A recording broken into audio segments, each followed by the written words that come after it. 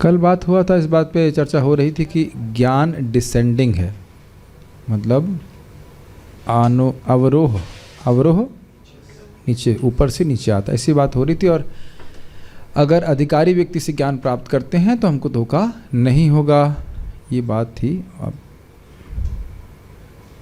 इस तरह बच्चा अपने माता पिता से सीखता है, यह मेज है, ये चश्मा है, ये कलम है, ये मेरी बहन है, ये मेरा भाई है, आदि आदि। इसी प्रकार यदि हम किसी अधिकारी से कोई जानकारी प्राप्त करते हैं और वह अधिकारी धोखेबाज नहीं है तो उससे प्राप्त हमारी जानकारी सही है। अच्छा, हम लोग ये कैसे मालूम करें कि इस्कॉन के अधिकारी या इस्कॉन के भक्त हमारे साथ धोखेबाजी नहीं कर रहे हैं? हमको ये कैसे मालूम चलेगा कि वो परंपरा को फॉलो कर रहे हैं?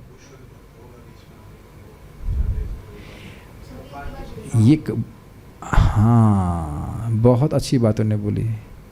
यदि कोई व्यक्ति इस्कॉन का ही डिवोटी प्रभुपाद जी की बात बोल रहा है तो दूसरा भक्त भी प्रभुपाद जी की ही बात बोलेगा। आप बहुत भेद नहीं देखते हैं इस्कॉन में, भक्त लोग थोड़ा बहुत हो सकता है अंडरस्टैंडिंग में भेद हो, लेकिन ऐसा नहीं कि कृष्ण नहीं कोई और भगवान है, ऐसा कोई नहीं बोल रहा है। वो होता है प्रवचनकर्ता कि अपने अपने भी वो भी गुणों से प्रभावित रहते, तो जरूरी नहीं कि हर व्यक्ति एक ही तरह से प्रेजेंट करेगा, लेकिन मोटी मोटा सिद्धांत तो सबका एक ही रहेगा ना। मंगल आरती कितने बजे करना है, जपा क्या करना है, मतलब प्रसाद को भोगना, ज़्यादा अंतर नहीं होता, थोड़े बहुत सटल अंतर हो सकते हैं, लेकिन बेसिक प्रिंसिपल चेंज नहीं होते। तो ये अच्छी बात है कि ये एक संस्था है जहाँ पे अगर आपको कोई संशय लग रहा है तो अन्य भक्तों से पूछ करके, शास्त्र देख करके आप वेरीफाई कर सकते हो। आप अन्य जगहों पे देखेंगे जहाँ पे केवल एक गुरु जी हैं और प्राय वो शास्त्र से कोट भी नहीं करते हैं, तो आप और आपको एक्सेसिबल भी नहीं होते, तो आप पूछ भी नहीं सकते कि इसका प्रमाण क्या है। जैसे बहुत बड़ी बात है, ये बहुत बड़ी बात है। गुरु जी ने जो बोल दिया स्वीकार कर लेते हैं, गुरु जी को ने बोला भगवान निराकार है, स्वीकार कर लेते हैं। तो ये कैसे मालूम चलेगा कि धोखा दे रहे हैं कि नहीं दे रहे? एक बड़ी रोचक बात हमारे क्या नाम है, हाँ से नाम है उनका, हरि पार्षद प्रभु बता रहे थे कि प्रभुपाद जी की ही गीता यथारूप पहली नहीं है। ये काफ़ी इंटरेस्टिंग बात है। तो ये क्या अर्थ है? अर्थ ये है कि पूर्ववर्ती वैष्णव आचार्यों ने भी गीता यथारूप लिखी है। बलदेव विद्याभूषण पाद भी गीता की जो टीका लिखी है वो यथारूप ही है, वो भगवान के अर्थ को अलग नहीं कर रहे हैं। चक्रवर्ती पाद जो टीका लिखे हैं उनके गुरु महाराज, तो वह भी यथारूप लिखे हैं। ये जो मायावादी लोग हैं ये यथारूप नहीं लिखे हैं। या भक्तिम ठाकुर जी टीका लिखे वह भी यथारूप है। यथारूप मतलब जो भगवान चाहते हैं क्या ना वही बताया। प्रभुपाद जी ने समावेश करके उसको प्रस्तुत किया है, तो वह भी प्रभुपाद जी यथारूप कह रहे हैं। आचार्यों की बात को चेंज नहीं कर रहे हैं, ये आप समझ ही रहे हैं इस बात को। तो ये बहुत बड़ा एडवांटेज है हमारे पास। ऐसा नहीं है कि कोई एक भक्त कुछ बोल रहा है तो उसको अधिकार है वो कुछ भी बोल देगा, ऐसा नहीं है। जैसे मैंने अभी ये बात बोली, ये लॉजिकल लगती है कि नहीं? हाँ, तो सही बात है। चक्रवर्ती पाद की टीका भी प्रभुपाद उसको रेफर करते हैं और वह भी यथारूप है। भगवान जो बोलना चाहते थे वही उसको प्रकाशित कर रहे हैं, ये नहीं कि मनगढ़ंत व्याख्या कर दे रहे हैं। Does that make sense? काफ़ी इंटरेस्टिंग है ये एक्चुअली देखा जाए तो। हाँ, इंग्लिश में और जिस तरह से प्रभुपाद जी ने प्रस्तुत किया ऐसा उसकी सामान्य व्यक्ति भी समझ पाए, ऐसी व्याख्या कोई नहीं कर पाया। क्या कह सकते किसने की नहीं, ये भी बात है। ये एक बहुत प्रभुपाद जी की सुंदर क्षमता है कि कठिन विषयों को बहुत सरलता से समझा देते हैं। देखा है आपने? बहुत कठिन विषय होगा एकदम सरलता से समझाता है। ये देखो, और लगता भी बहुत सरल है, होता सरल नहीं है लेकिन ऐसा लगता है। What is the difficulty in loving Krishna? No difficulty, unless अगर हमारे अनर्थ नहीं होते। ये बहुत अच्छी बात है, धोखेबाज नहीं है। तो जब एक पुत्र माता पिता से कुछ पूछता है तो वे उसे कभी नहीं छलते, बल्कि उसे बिल्कुल सही जानकारी देते हैं। यद्यपि ये हो सकता है कि बच्चा उस बात को समझ नहीं पाए, लेकिन जानकारी सही देनी चाहिए। ये बहुत ही इंटरेस्टिंग बात है, ये बहुत ही रुचिकर बात है। बच्चा माता पिता की बात समझ ना पाए आज, इसका अर्थ यह नहीं है कि तथ्य चेंज कर देना चाहिए। छोटा बच्चा समझ ही ना पाए कि पिता का अर्थ क्या होता है, लेकिन माँ यही बताती है कि तुम्हारे ये पिता है। आगे जाके वो समझ पाएगा कि पिता का मतलब क्या है। और अब थोड़ी विनोद की बात सोचिए, कहे पिता मतलब ये मृदंग तुम्हारा पिता है, तो बच्चे का अच्छा ठीक है हमारे पिता, मान लो बच्चा मान भी ले, और बाकी बड़ा होगा तो कहेंगे अरे पिता तो कोई और है, ये तो पिता का मतलब तो कुछ और होता है, तो उसको अश्रद्धा नहीं हो जाएगी माता की बात पे। मेरी बात आपको समझ पा रहे हैं? मेरे कहने का प्रयोजन है कि जब हम लोग सिद्धांत बता रहे हैं तो ये नहीं सोचना चाहिए कि सामने वाला समझ नहीं पा रहा है। सिद्धांत को यथावत रखना चाहिए, जैसे जैसे उसकी चेतना बढ़ेगी तो समझ में आ जाएगा, हाँ आप तो सही कह रहे थे बात। कुछ लोग कह रहे हैं कि वीडियो डिस्टर्ब हो रहा है, सभी के लिए एंड पे डिस्टर्ब हो रहा है, is it okay? It's okay. एक विनोद के लिए सुनिए, प्रभुपाद जी ने कहा, so we must understand that we are not the body, so I know we should understand that I am not this body. तो गोपाल प्रभु बता रहे थे कि हम लोग सोच रहे थे कि Swami ji is not the body but we are the body. अब बताइए, इस बेसिक सिद्धांत को भी ना कोई समझ पाए तो उसका मतलब है ना सिद्धांत चेंज कर दिया जाए। ये बहुत अच्छी बात है, छलते नहीं। यद्यपि आज सामर्थ्य नहीं है सब बच्चे का समझने का, लेकिन जब वो दोबारा पढ़ेगा, सुनेगा, जैसे जैसे चेतना उसकी बढ़ेगी तो वो समझ पाएगा। ये चीज़, ये मेक सेंस? ये एक बहुत बड़ी दिक्कत होती है, एटलीस्ट मेरा परसेप्शन ऐसा है कि हम लोग भी ऐसा सोचा करते थे कि ऐसा कुछ लेक्चर देना चाहिए जो नए लोगों को समझ में आए। तो नए लोगों को समझ में आएगा क्या? आप कितना भी बेसिक बोलिए वो समझ नहीं पाएंगे, लेकिन बात को यथावत रखिए, धीरे धीरे सुनते सुनते सुनते व्यक्ति को समझ में आती बात है। यदि सही व्यक्ति से हमें सही जानकारी मिले तो वही सच्चा ज्ञान है, लेकिन हम अगर केवल अंदाज लगाकर किसी नतीजे पर पहुंचना चाहते हैं तो वह ज्ञान अपूर्ण है। एक छोटा सा क्वेश्चन, भगवान का विग्रह भगवान से अभिन्न है जी, किस तुक्के क्या बिसात पे, बिसात बोलते हैं, आधार पर आप बोल रहे हो? वैसा प्रश्न ही नहीं सुन रहे हैं आप लोग। प्रश्न यह है कि कौन से तुक्के से आपने ये समझ में आ गया? भगवान का प्रसाद भगवान से अभिन्न है, भगवान का नाम, भगवान नाम धाम रूप सब कुछ भगवान से अभिन्न है। क्या कोई तुक्के का तीर की रेंज है? समझ में आ गया? आगे बढ़े। यह प्रक्रिया कभी पूर्ण नहीं होगी, यह सदैव अपूर्ण रहेगी, क्योंकि हमने अपनी जानकारी पूर्ण पुरुष श्री कृष्ण से प्राप्त की है। एडिटिंग में थोड़ा मिस्टेक है, इसलिए हम जो कुछ बोलते हैं वह परिपूर्ण सही है। मैं कोई ऐसी बात नहीं कहता हूँ जिसे श्री कृष्ण ने अथवा उन्हें स्वीकार करने वाले अधिकारियों आचार्यों ने ना कही हो। इसी को शिष्य परंपरा कहते हैं, यही कृष्ण भावनामृत है।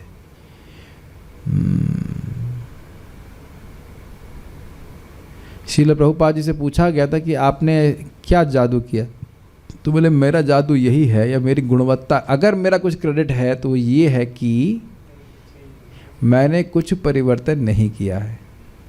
इस पे कुछ बोलिए आप लोग, हम कुछ सुनना चाहते हैं।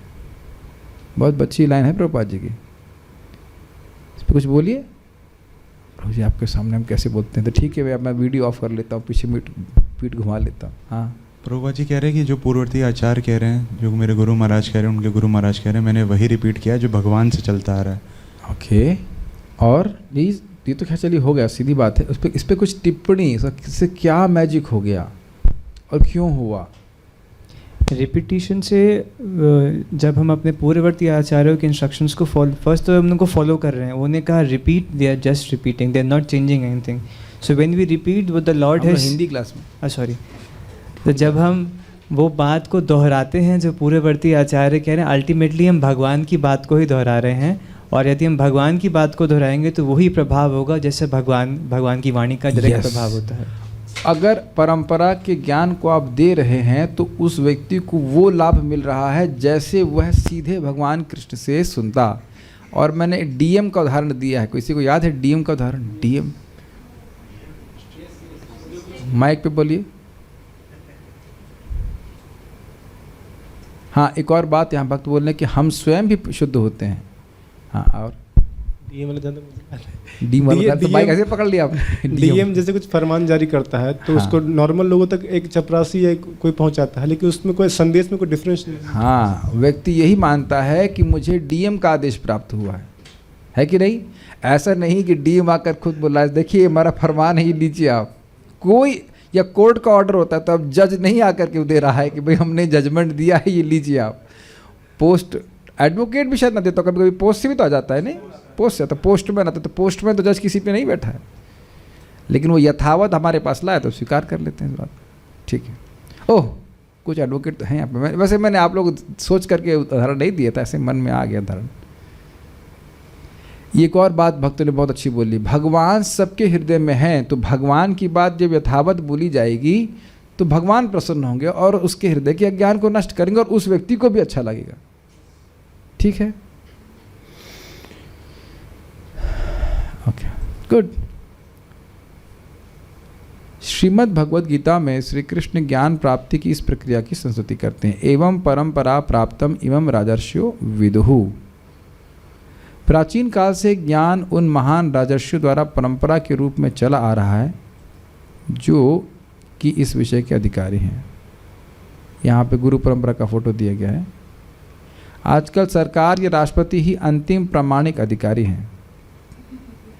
पहले वे अधिकारी या राजा लोग ऋषि थे जो महान विद्वान तथा भक्त थे, साधारण व्यक्ति नहीं थे। कितना बड़ा धोखा है ना समाज के संग। कुछ बोलिए इस पे, मैं क्या कहना चाहता हूँ।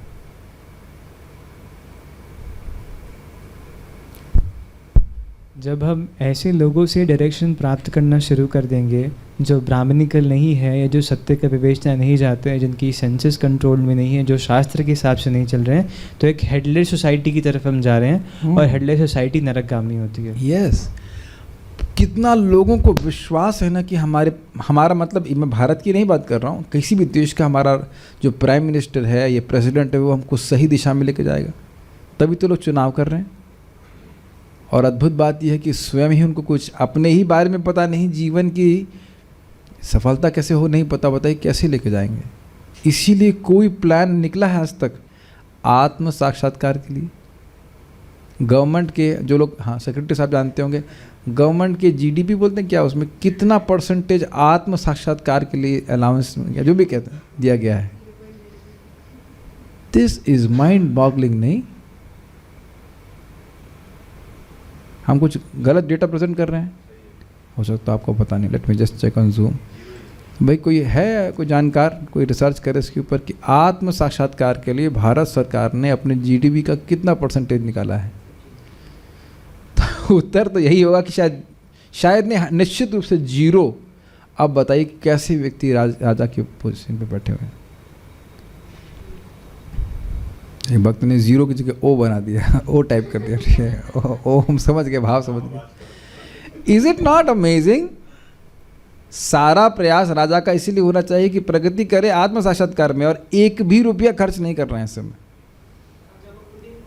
तो खुद ही नहीं पता है, सही बात है। जब तो यही प्रपात कह रहे हैं कि कितना अंतर है।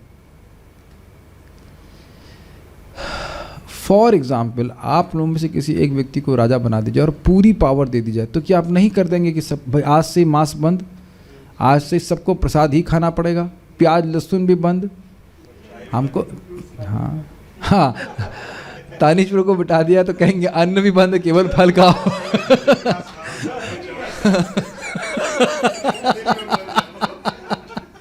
फिर तो हम लोग मर जाएंगे, फिर तो हम दूसरी जगह चले जाएंगे, दूसरे प्लेनेट पे चले जाएंगे शायद।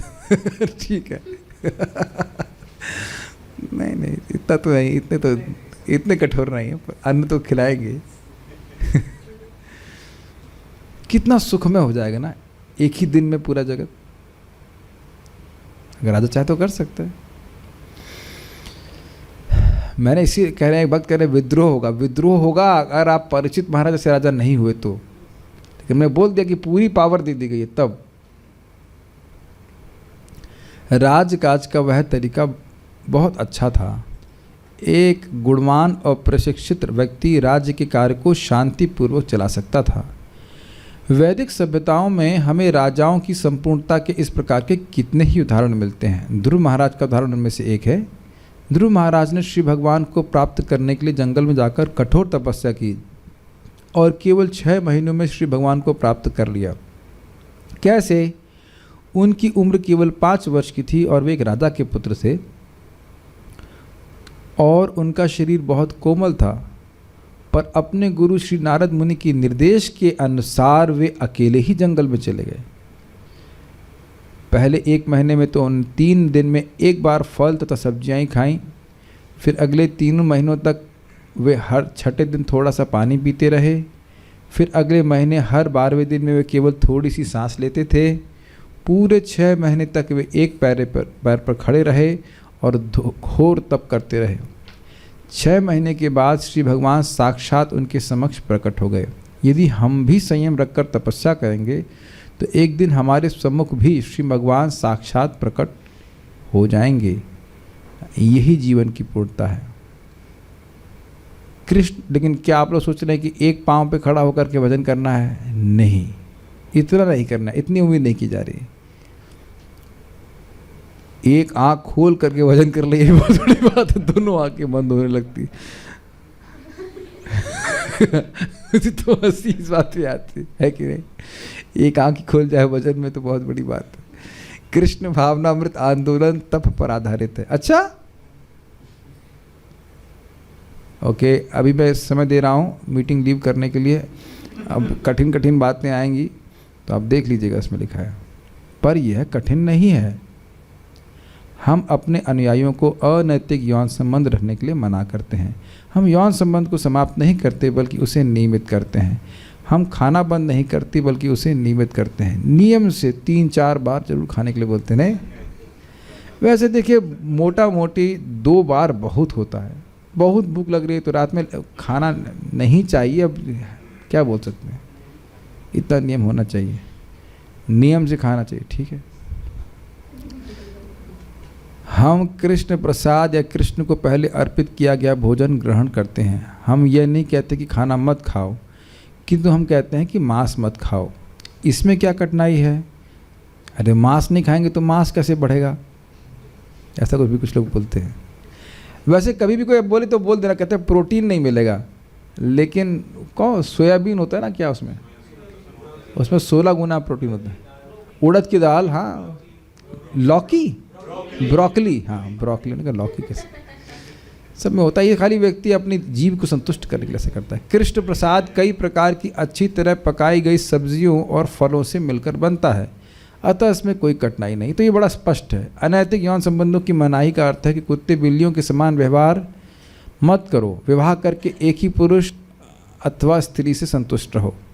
हमें अपने आप को नियमित करना चाहिए और तपस्या करनी चाहिए। यद्यपि जैसा तप ध्रुव महाराज ने किया वैसा तप करना हमारे लिए असंभव है। आज के समय में यह संभव नहीं है कि हम ध्रुव महाराज की नकल करें, परंतु जो तरीके हम बताते हैं उनका पालन संभव है। जो कोई इन नियमों का पालन करेगा वह कृष्ण भावनामृत में आध्यात्मिक प्रगति कर सकेगा।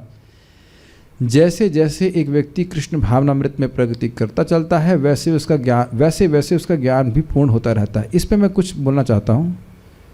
देखिए, जब तक व्यक्ति तप नहीं करेगा उसको जो बात सुनाई पड़ रही है वो दिखाई नहीं पड़ रही, ये हम कल ही कहना चाहते हैं।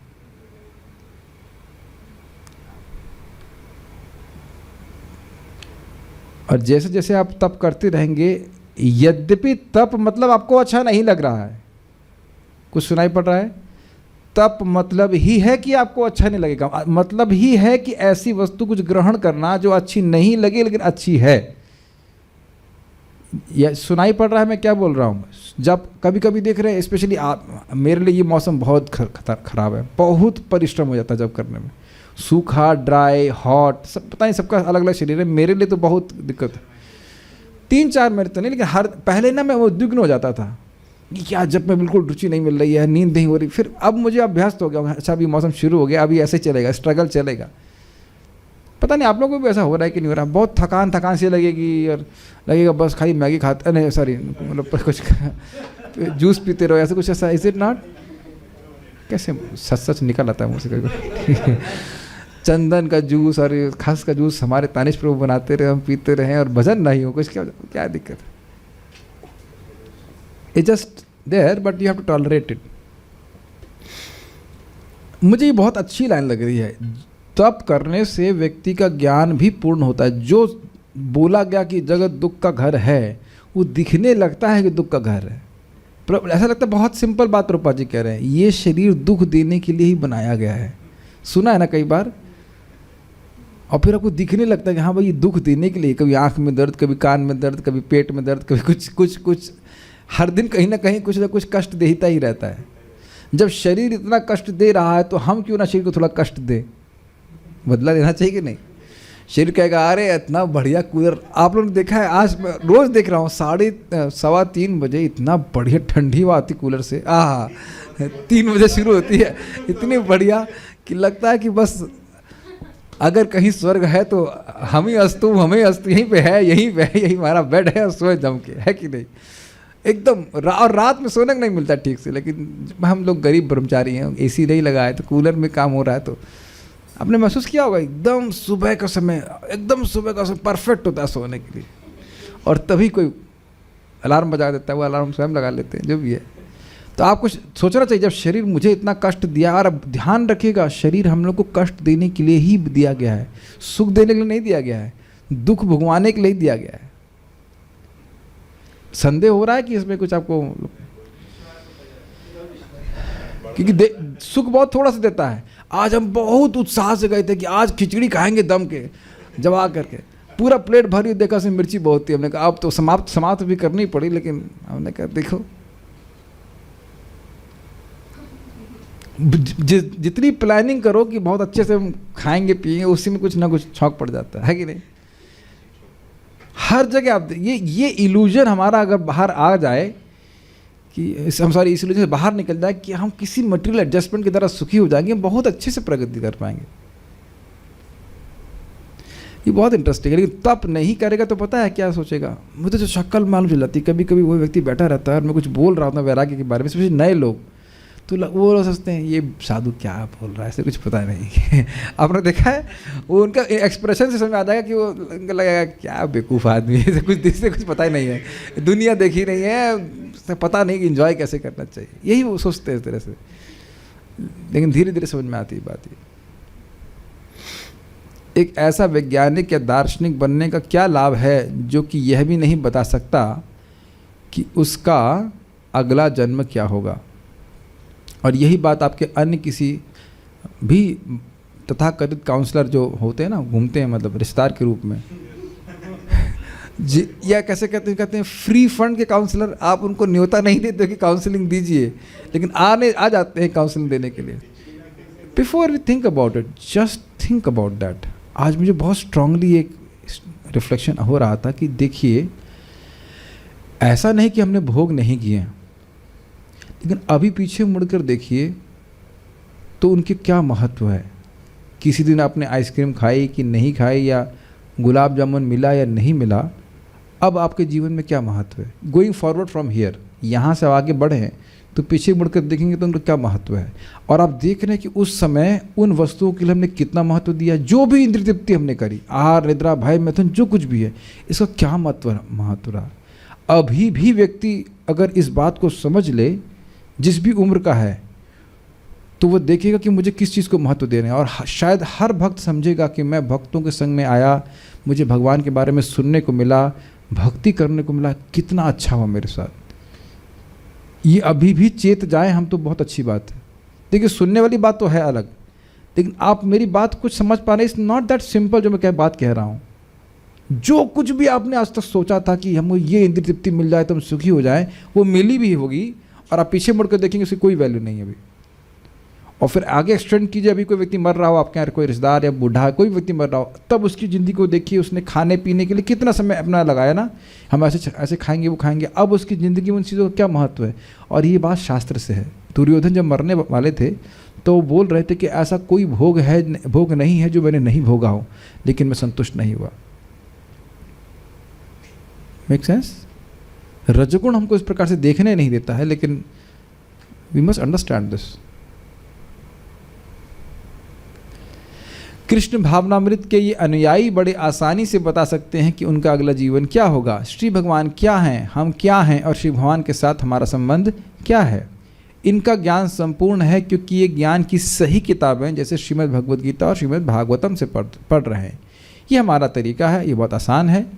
कोई भी व्यक्ति इसे स्वीकार करके अपने जीवन को सफल बना सकता है।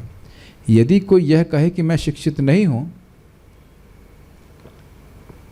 और पुस्तकें नहीं पढ़ सकता हूँ तो उसके लिए भी ऐसी संभावना है जिससे वह अपने जीवन को सफल बना सकेगा।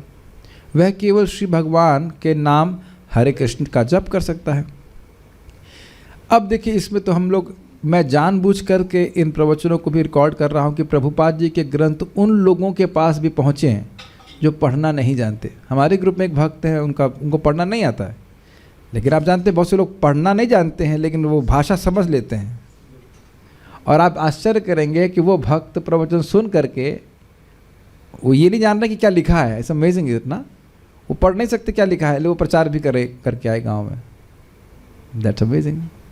यहाँ तक कि तुम्हें मिला, रूपानुका प्रभु हमारे एक हैं, उनके ग्रुप में एक माता जी अंधी हैं और वह प्रचार कर रही हैं। नाव सी आप सुनोगे, वो एक भक्त भी तो हैं, रामभद्राचार्य जी जो है, महान संत हैं, हाँ, राम कथा करते, वो भी अंधे हैं, वो केवल सुन सुन करके सीख लिए।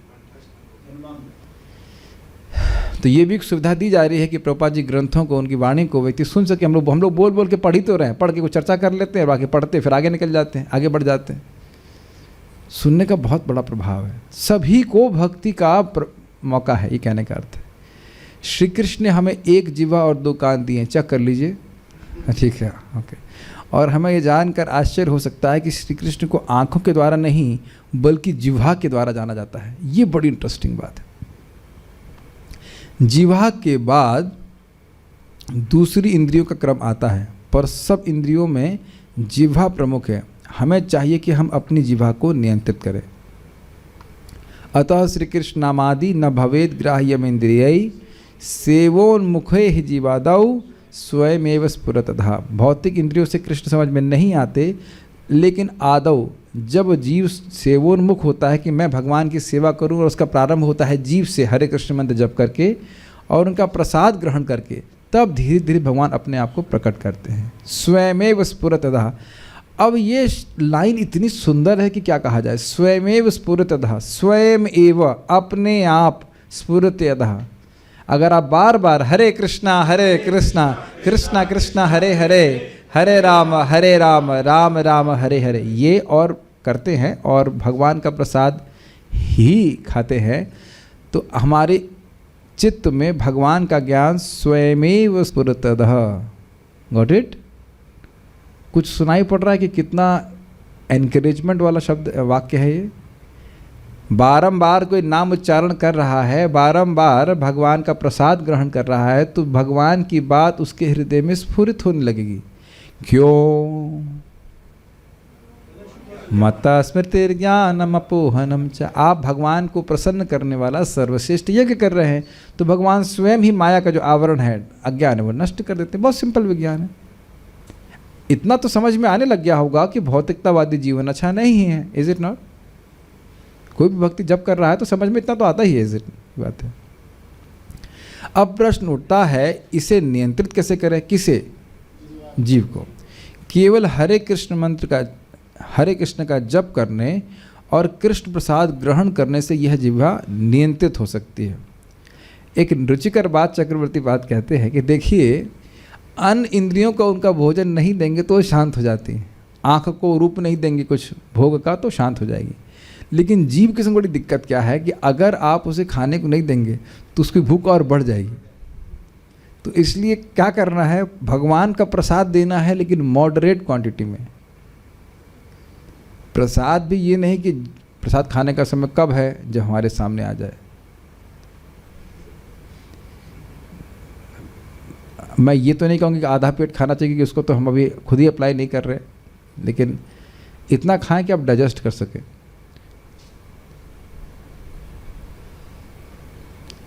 सिद्धांत तो ये बोलता है, हम तो अप्लाई नहीं कर पाते इतना, लेकिन मैं वो चीज़ नहीं बोलना चाहता हूँ जो मैं खुद ही ना कर पाऊँ। लेकिन एक बड़ी रुचिकर बात है जो हम अप्लाई तो नहीं कर रहे, हमको बहुत अच्छी लगी थी। परम पूज्य राधा रमण महाराज अभी क्लास दे रहे थे, कह रहे थे शास्त्र कभी ज़्यादा खाने वालों की प्रशंसा नहीं करता है, शास्त्र कम खाने वालों की प्रशंसा करता है। हमने कोई बात नहीं, इस प्रशंसा को अभी हम नहीं लेते हैं, बाद में कभी लेंगे। अभी तो हमसे हो नहीं पाता। एक भक्त बता रहे थे, सीनियर भक्त बता रहे थे, अपने प्रवचन में बता रहे थे, कह रहे थे हमने प्रयास किया कि एक बार खाना खा के रह जाए, हमसे रहा नहीं गया, 2 बार खाना ही पड़ता है। ये जैसे जैसे आपकी भक्ति में प्रगति होती है वैसे वैसे ये सब कम होता है, लेकिन हाँ कुछ कंट्रोल करना चाहिए। ये नहीं है कि अब जब भी खाने का समय हो, मतलब जब भी खाना दिख जाए तो खाने का समय हो जाए, ये नहीं करना चाहिए। और ना ही दूसरों को प्रसन्न करने के लिए ऐसा करना चाहिए कि वो अप्रसन्न हो जाएंगे तो खा लेंगे, आपका पेट अप्रसन्न हो जाएगा। सार्वभौम प्रभु बड़ा सुंदर सिखाए थे इस पर, कह रहे थे कि देखो भाई, मान लो कोई आपके घर में खाना बना और कोई एक गेस्ट आ गए, तो कहें चलो चावल बढ़ा दो इसमें, तो अब दाल में थोड़ा पानी बढ़ा दो तो नहीं, चावल बढ़ा दो कि बोल रहे थे, चावल बढ़ा दो। तो अब चावल आधा पक रहा है, उसमें अपने चावल और बीच में डाल दिया तो चावल तो नहीं पकेगा ना। उसी तरह से खाना बन रहा है आपका, मतलब खाना पच रहा है, खाना खा लिया, उतने में फिर बीच में डाल दिया, फिर बीच में डाल दिए, तो कचमच हो जाएगा। गलत तो नहीं बोल रहा हूँ, इज इट नॉट? बहुत बीमारी बढ़ जाती है, बता रहे हैं। तो ये कम, इससे बीमारी बढ़ती है और व्यक्ति को ऐसा नहीं करना चाहिए। कोई भी व्यक्ति भगवान से, ये आपने देखा है लोग ट्रेन में ऐसा करते हैं हाँ मतलब ऐसा लग रहा है जैसे कि मतलब कोयले वाली ट्रेन है, फूक फूक के वो चला रहे हैं। हाँ सही बात। कोई भी व्यक्ति यहाँ पर हमारा तो बड़ा विनोद करते हैं, कहते हैं टाइम पास मूंगफली टाइम रुक गया है, मूंगफली खाएंगे तो टाइम पास होगा। कोई भी व्यक्ति भगवान श्री कृष्ण को इंद्रिय बोध अथवा कोरे तर्क के द्वारा नहीं जान सकता, वे इंद्रियों के परे हैं। यह संभव नहीं है क्योंकि श्री कृष्ण इतने महान हैं कि वे हमारी भौतिक इंद्रियों की परिधि से परे हैं, लेकिन उन्हें समर्पण के द्वारा समझा जा सकता है। इसलिए भगवान श्री कृष्ण हमें इस विधि के पालन की सलाह देते हैं। सर्वधर्मान परित्यज्य मामेकम शरणम व्रजः। अब एडिटर साहब को थोड़ा स्लो ठीक से रखना चाहिए। एडिटर साहब दिख रहे हैं क्या मेरे को? एडिटर साहब गायब हो गए यहाँ पे। ठीक है, तो अगली बार एडिटर को डांट लगाएंगे। हाँ दिख गया, एडिटर साहब दिख गए, ठीक है। ठीक है, अभी आज नहीं डांट रहे, पोस्टपोन कर देते हैं कल के लिए। अर्थात धर्म की सब विधियों को छोड़कर केवल मुझे समर्पित हो जाओ। भाई देखो, श्लोक ही ठीक से ही लिखा रहेगा, श्लोक को अप्लाई करना कठिन है और लिखे भी ना जाए ठीक से तो फिर दिक्कत हो जाएगा। तो कहेंगे हमारी गलती नहीं, श्लोक ठीक से लिखा नहीं गया इसलिए हम शरण में नहीं गए। लेकिन देखिए बहुत सिंपल इसका अर्थ है। शरण में जाने का अर्थ है, समर्पण करने का अर्थ है कि हम अपने हिसाब से नहीं चलेंगे भगवान, हम आपकी इच्छा के साथ चलेंगे। Okay, simple. इस जगत में भी तो आप किसी की शरण में जाएंगे तो यही बोलेंगे ना कि हम आपकी शरण में हैं, आप जैसा बोलेंगे वैसा करेंगे। फिर वही उदाहरण आ जाइए नाई वाला। नाई के पास आए अपने बाल कटवाने के लिए या जो भी दाढ़ी बनवाने के लिए, तो नाई कहता है सीधे गर्दन मत हिलाइए, गर्दन मत हिलाना। तो वहाँ शरणागति है कि नहीं, ओबीडियंस है कि नहीं? सिंपल सी। हमारी बीमारी यह है कि हम विद्रोही हैं। बहुत सुंदर बात, उसको संस्कृत में कहा जाता है स्वैर आचरण। हम मन मर्जी से चलना चाहते हैं, कोई बात मानना नहीं चाहते। कल मैं तनिष प्रभु को बोला तो प्रभु जी बहुत हो गई दवा और नहीं करना है, तो प्रभु जी थोड़ा क्रोधित हो गए थे हमसे, कहते हैं फिर भी। लेकिन एक्चुअली फिर बाद में मैंने रिफ्लेक्ट किया, इतने प्यारे प्रभु जी हैं, पूरा पुर्ची बना करके दे देते, खाली फाँकना है। फाँकने में क्या दिक्कत है, करते रहो दवा, क्या दिक्कत है? Then I was reflecting is not only with this medicine, with anything I don't want to persevere. Basically that is a problem. किसी भी चीज़ के प्रति हम परसीवियर नहीं करना चाहते हैं, बहुत जल्दी छोड़ देते हैं। कृष्ण भावना में भी ऐसा हो सकता है। हाँ ठीक तो है, हो गया, क्या अब इतना 16 माला के लिए इतना प्रयास करने की क्या ज़रूरत है? ये दृष्ट है, ये दृष्ट है। भगवत प्रेम प्राप्त किए बिना भी व्यक्ति अब इस मोड में आ जाता है। वो इस मोड, समझ रहे, ठीक है अब चल रहा है, हो जाती माला 8, 9, 10, 11 बजे तक, 12 बजे तक, क्या दिक्कत है? You should always press the struggle mode. वो स्ट्रगल मोड हमेशा बना रहना चाहिए। कभी, समझते हैं, standing on the tips of the toes, इसका अर्थ समझते हैं? नहीं समझते इसका? एकदम सजग, हर दिन सजग रहना चाहिए। उत्साह, निश्चय, धैर्य, इस प्रकार से रहना चाहिए। अब मेरी बात समझ रहे हैं? ये क्यों मैं ये रोज करूं, क्यों मैं ये रोज जब करूं, या जैसे ये भावना रहती है बद्ध जीव में, क्यों ये नियम पालन करूं? अरे इसकी बात छोड़ दीजिए, लोग प्राणायाम करते हैं, एक्सरसाइज करते हैं, वो भी 4 दिन के बाद एक चीट डे आ जाता है। आज मेरा बिल्कुल मन नहीं कर रहा था, मैंने कहा आज छोड़ो, आज नहीं करना है। मैं बार देख रहा था ये मन की बीमारी, आप लोगों ने ऐसे महसूस किया है? कोई भी नियम पालन करने में मन ऐसे कहता है छोड़िए आज करने में, आज छुट्टी मार दो, क्या होता है? हर दिन के जप से, हर महामंत्र से, हर नाम से हमारे अंदर में कोई परिवर्तन आ रहा है कि नहीं? कभी इस रिलीजन में नहीं फंसना चाहिए। हम विद्रोही, हम सुनना नहीं चाहते। हम क्या कहेंगे इससे क्या फ़र्क पड़ता है? अब चने बाहर खा लिए भाई तो बड़ी गलत बात है। मान लो कहीं अग्नि में पके हुए चने खा लिए हमने, उससे क्या नुकसान है? भगवान को नहीं अर्पित तो क्या बात है? इतना बुरा मानेंगे? क्या इस तरह से माइंड हमको प्रीचिंग करता है? जी यस, हद हो गई। क्या एक हम पिक्चर नहीं देख सकते 2 घंटे की? इतना भी अधिकार नहीं है अपने जीवन में? I am serving by choice, it's not बंधुआ मजदूर नहीं है। क्या है ये? अरे हम कमाते हैं इसका नेट का पेमेंट हम खुद किए, दूसरे से डोनेशन लेकर नहीं दिए। ऑल दिस थिंग्स एक्चुअली कम, ये मजाक लग रहा होगा, लेकिन जब भी हम इंद्रिय तृप्ति करना चाहते हैं तो इसी भावना से भावित है ना कि हमें देखने वाला कौन है, ये मेरी इंद्रियां हैं, इसका उपयोग मैं करूंगा। Is it not? सिंपल सी बात है। ये कहते हैं मुंह पे अगर सीधे बोल दिया जाए ऐसे। सीधी बात ये है कि जब हम इंद्रिय तृप्ति करना चाहते हैं तो हम भूल जाते हैं कि इंद्रिय हमारी नहीं है। ये भूलना जरूरी है। What do you think?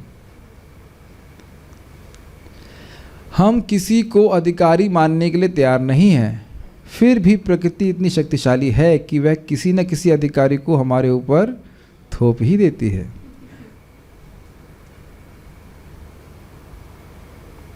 हमें अपनी इंद्रियों के माध्यम से प्रकृति के आधिपत्य को स्वीकार करना ही पड़ता है। तो कृष्ण की शरण नहीं जा रहे हैं तो माया की सेवा करनी ही होगी।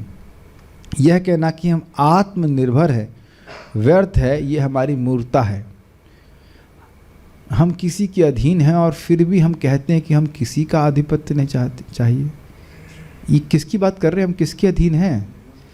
इंद्रियों के, या मुख्यतः कहिए मन के अधीन है, बहुत ज़्यादा अधीन है।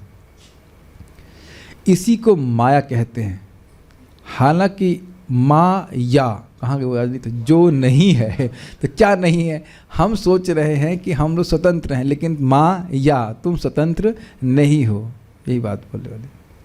हालांकि हम में थोड़ी सी स्वतंत्रता अवश्य है कि हम यह चुन सकें कि हम अपनी इंद्रियों का आधिपत्य स्वीकार करेंगे या श्री कृष्ण का। और यह स्वतंत्रता कब है माय डियर डिवोटीज?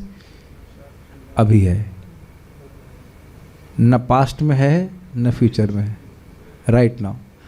और इसको चुनाव करने की शक्ति कैसे प्राप्त होती है?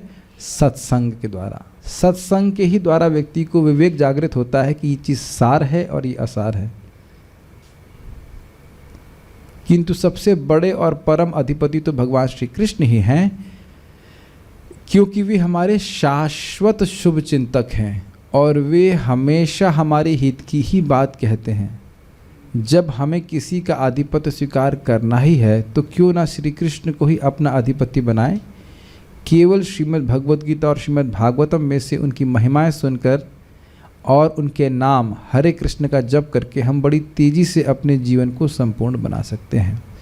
तो प्रभुपाद जी ने समझाया इस बात को। अब हम लोग कहाँ से कमेंट है तो देख लेते हैं। तो पूर्ण पुरुष भगवान श्री कृष्ण का ये अध्याय 3 समाप्त हुआ और कैसे इसकी प्राप्ति कर सकते हैं उनकी, इसके बारे में सुना। Here Prabhu ji 3 times, what does that mean? 16 hour fasting. अब ठीक है, डिटेल्स बोल रहे हैं। और कुछ है क्या? भगवान का नाम जपने के साथ जो माइंड में पास्ट मेमोरीज आती हैं वो कैसे जाएंगी? नाम उच्चारण से ही जाएंगी। देखिए, ये कई बार उदाहरण दिया गया है, जब रूम साफ़ नहीं होता है और साफ़ करना शुरू करेंगे तो धूल उड़ेगी, लेकिन उस धूल को बाहर कर दिया जाता है और रूम साफ़ हो जाता है। तो वो ये भी स्टेज आप देखेंगे कि मेमोरीज नहीं आती हैं। ये भी स्टेज आप देखेंगे जब करते करते कि पुरानी बातें भूल जाते हैं। हमारी चाची की, ताऊ की लड़की या जो भी लड़के ने हमको ये कहा था वो बात याद नहीं आती 10 साल पहले। और हृदय में यह भी देख रहे होंगे जो ग्रजेस हैं वो भी डिज़ोल्व हो रही हैं। किसी ने आपके संग बहुत बुरा किया हो या कुछ बुरी बात बोली हो, ऐसा नहीं किया कभी किसी ने, वो अब अनमनस्क होते जाते हैं ना, तो वो धीरे धीरे प्रगति करने से होता है। सभी के संग होता है, तो इसलिए कोई इसमें विशेष बात नहीं है। प्रसादम 3 times। अब ठीक है, हर एक की जठराग्नि अलग अलग प्रकार की है। अगर आप भीम के संप्रदाय में हैं, विरकोदरा, तो ठीक है, तो 3 या 4 या 6 जो भी खाइए, जैसे कर सकते हैं, हमें कोई आपत्ति नहीं है। एक इस पर बात बोल के मैं रुकूंगा। एक बार जयानंद प्रभु खूब सेवा करते थे, तो प्रभुपाद जी के पास आए, बड़े दुखी थे कि हाँ प्रभुपाद, क्या आपने बोला है केवल 2 रोटी खानी चाहिए, हमसे नहीं रहा जा रहा प्रभुपाद, हम 2 रोटी खा के नहीं रह सकते। तो प्रभुपाद बड़े क्रोधित हुए, कहते तुमको कौन बोला है 2 रोटी केवल खाने के लिए, तुम जो उतना खाओ जितना तुम हजम कर सकते हो। ऐसे एक प्रद्युम्न प्रभु थे प्रभुपाद जी के शिष्य, वो केवल कुछ क्या कहते हैं, एलमंड्स को क्या कहते हैं, बादाम खा करके जी रहे थे, कुछ तो ऐसे कुछ व्रत ले लिए थे। तो प्रभुपाद बोले ऐसा क्यों कर रहा, कहता है हमको नींद आती है, प्रसाद अधिक लेते। तो कहता है चाहे तुम 24 घंटे, ऐसे कुछ तो बोले, तुम 12 घंटे भी सो, लेकिन प्रसाद जरूर खाओ, ऐसा कुछ तो था। अनावश्यक तपस्या करने की जरूरत नहीं है, ध्रुव महाराज की तरह हम नहीं कर सकते। केवल एक सूत्र हम लोग पकड़ने का प्रयास करें। हम सबका लक्ष्य है भगवान का प्रेम प्राप्त करना। मैं इस स्तर पे नहीं हूँ, जस्ट थिंकिंग अबाउट इट। तृणादपि सुनिचेना तरोरपि सहिष्णुना अमानिना मान देना कीर्तनिया सदा हरे। बाकी तो नहीं समझ में आ रहा, इसका नेक्स्ट वाला, सेकंड वाला पार्ट तो अप्लाई कर सकते हैं। सम्मान की इच्छा ना रखें और हम सम्मान देने का प्रयास करें। दैट मच इज़ प्रैक्टिकल और नॉट। अपने को हीन नहीं समझ पा रहा है, चलो अलग बात है, जो कुछ भी हो तो नेचुरल आना चाहिए, लेकिन इतना तो बनता है, इज इट नॉट? क्या ये भी कठिन है? सम्मान की इच्छा ना रखना और सम्मान देना, यहाँ से स्टार्ट करें, ये बहुत थिंग्स विल मेक, हमारा जीवन बहुत आसान हो जाएगा। महाप्रभु स्वयं कहे हैं कि अगर इस प्रकार से कोई जब करता है तो वह बहुत जल्दी कृष्ण प्रेम की प्राप्ति कर लेगा। आप लोग पढ़ चुके हो उस बात को। Okay, so we will stop here. Srila Prabhupada की जय। ताई गौर प्रेमानंदे।